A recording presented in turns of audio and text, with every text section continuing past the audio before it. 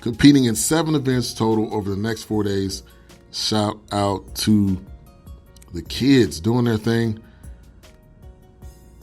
The Worlds this year, U.S. Championships, U.S. Olympic Trials, Olympics next year, and World on U.S. soil. It's that time, says Sports and Hills. Olympics coming up next year. Cyborg is a free agent. Do you think she will come back to the UFC? I think she will, because she has dominated everywhere else where she's went, and I think she wants to fight the top competition. And in order to do that, it's in the UFC. People are flocking and coming to the UFC for that reason. Dana White says he backs Jones, and the video will show that Jones didn't do anything. And great point. Great point there, Mo. And Jones has had to learn that he is in the spotlight. No matter what he does, it's going to be magnified to the nth degree. But he'll definitely be back.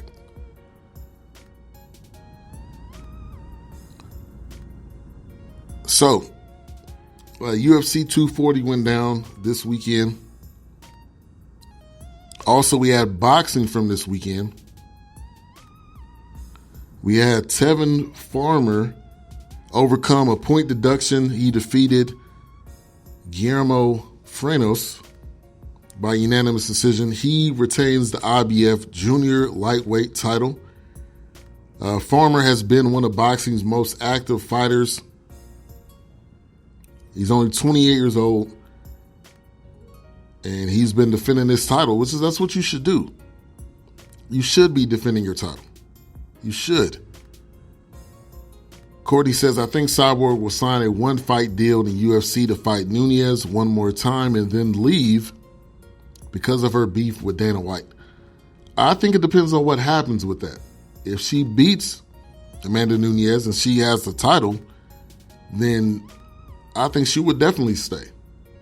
I think it could be a 50-50 though if she loses, because then you're not as hyped up as what you were before. And that's sometimes when people start withering away and fading away. Also, Jose Ramirez wins his fight. It was a unification title fight against Maurice Hooker in the 6th round. Ramirez is 25-0, 17 knockouts, and is now the WBC and WBO world title holder. Shout out to Ramirez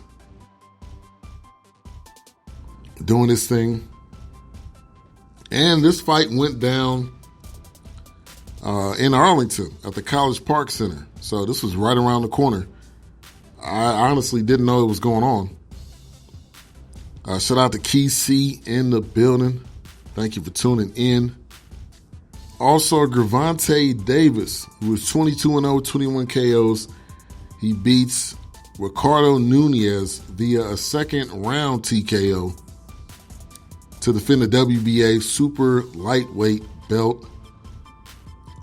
Shout out to Gervonta Davis, who is in the same camp as Floyd Mayweather. And he continues to do his thing. I mean, you got to give the kid this props. He continues to do his thing. I wonder, and maybe somebody can help me figure this out. What determines if you are a junior, a WBA junior, and then if you go up into, I guess it would be called the regular WBA?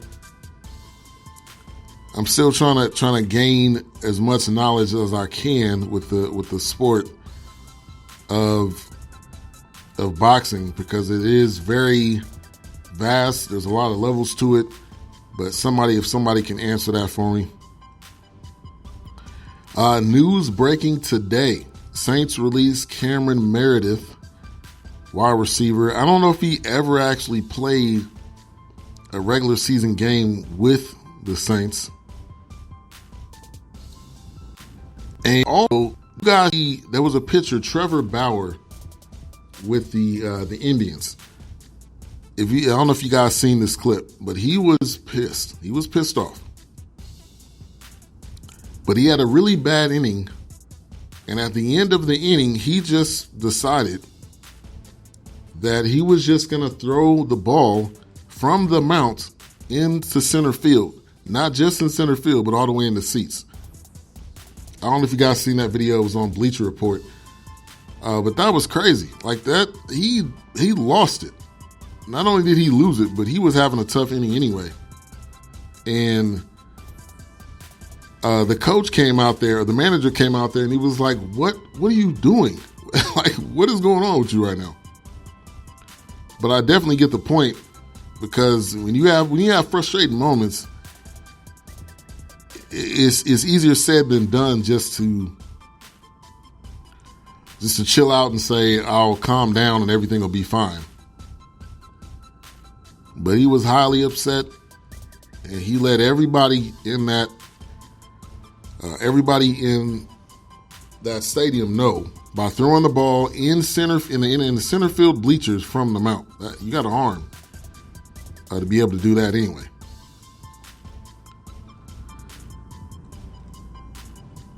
So the weekend wrap-up show. Thank you everybody for tuning in. On the Score app, they are breaking down the top grades of the NBA offseason. And I want to go down the list and kind of talk about some of these. And shout out to Melvin in the building. Thank you for tuning in. And make sure to check out Melvin's inspirational show that comes on in the mornings on X Squad Radio, giving you a boost. Today, he had Eric Thomas. If you're not familiar with Eric Thomas, he calls himself the hip-hop motivator or the hip-hop motivational speaker. But this guy will get you hyped. He will get you ready to run through a wall when you get to work. And if you haven't heard Eric Thomas, make sure you go check him out. But Melvin doing this thing with the motivational shows in the morning. But back to the NBA offseason grades. Atlanta Hawks have a B. They added Cam Reddish, Chandler Parsons, Damian Jones, DeAndre Hunter, Jabari Parker. A couple of players that have left: Amari Spellman, Vince Carter, Justin Anderson, Taurean Prince. But I think a B is fair, especially with the pieces that they added in the draft. Let's see what they pan out to be. I think DeAndre Hunter will be a good player. Also, I believe Cam Reddish will be a good player as well. So they have added some needed pieces. Boston Celtics. The Score app. This is from the Score app. If you think any of these grades are wrong, let me know. But the Boston Celtics with a B minus. They had Kemba Walker, Enes Kanter, Carson Edwards, Taco Fall, Romeo Langford. They lose Al Horford, Kyrie, Marcus Morris, Terry Rozier. Those are some notable losses right there. You do have to factor that in. But the losses and the gains are actually almost equal. Almost equal. So I think a B, I would give them probably a B. I don't know about a B minus, but the losses and the gains almost equal themselves. So I'm not too worried about that. The next team up, the Brooklyn Nets, who gets an A. I agree 100%. You add KD and Kyrie, whoever you lost, which you lost D'Angelo Russell, that's your most notable player. But whoever you lost does not equate to either one of those guys. So I think you definitely have to say the Brooklyn Nets definitely get an A with their advancing. Boston will not be good this year, says Big L. I think they'll be about the same they were last year. I don't think it's going to be any better. I like adding Kemba. But Kemba you basically swapped Kemba or Kyrie for Kemba, and you lost Horford. So we'll see what happens there. But the Brooklyn Nets, I would definitely give them A. I think that's easy. The Charlotte Hornets get an F. Now, that's a little harsh. That's a little harsh there. But you got to factor it in. You did lose your best player in Kemba Walker. So you took a step back, to say the least. You did add Scary Terry. You also lost Shelvin Mack, Tony Parker, and Frank Kaminsky. But an F, I wouldn't give him an F. I'll go back to college. I'll give him a C-, which almost equals an F. But a C- looks a little bit better. The Chicago Bulls, this is according to the Score app, off-season grades. With Boston, it's all about the young guys. So true. So true. Nets will be great in the second season, not the first. I agree with you, Big L, on that. Courtney, I agree with you too. It is about what the young guys are going to be able to do. Charlotte could be the worst team in the league. You're probably right about that. They clearly don't have the pieces to try to really do anything in the East. Chicago Bulls, B+. They added Kobe White, Thaddeus Young, exiting Robin Lopez, Wayne Sheldon. I think that's pretty fair. I would give him a C though, because I think it's average. None of those moves jump out of the water. I like Thaddeus Young. Of course, I like Kobe White, but you really don't know what you have with Kobe White as of yet. So, in my opinion, I think a C would be fair for the Bulls.